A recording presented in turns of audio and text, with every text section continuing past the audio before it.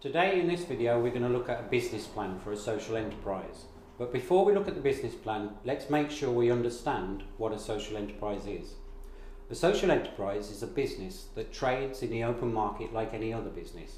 It aims to make a profit. The key difference is what it does with its profit.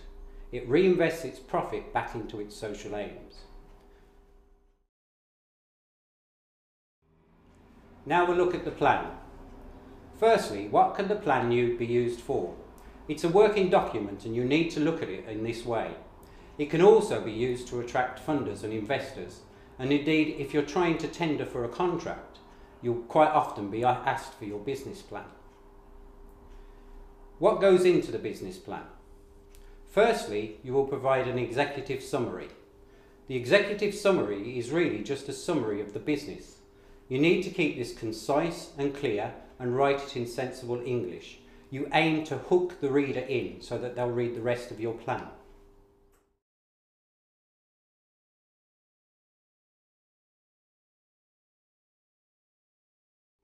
Following the executive summary, you need to look at your mission, your values, your objectives and your activities. This section is where you clearly point out what you're aiming to do and what you're trying to achieve, and how you're going to achieve it with your activities. Following your mission, values, objectives and activities, you need to look at your structure. This is where you will show the audience how you're managed and who owns the business. It's very important for a social enterprise to show that it has transparency.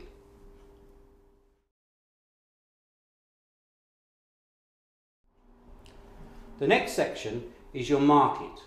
This is where you show that you know your market and you know where you fit within it. It will show that you understand your competitors, your price and your customers. And most importantly, it will show why you are better or different to your competitors and therefore why people will buy from you. This is known as your unique selling point.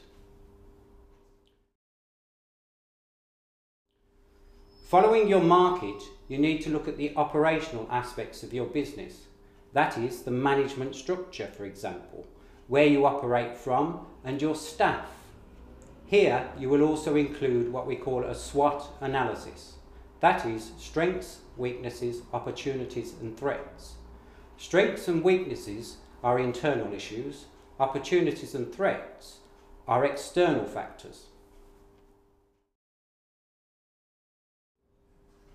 The next section is your funding and finance. This shows that you know exactly where you're going to get your funding from and how much your business will cost to run. Your funding and finance and income will come from different sources, and the idea is that you achieve a sensible mix so you're not over-reliant on one particular funding. This, for example, will come from sales, contracts, investors and possibly grants.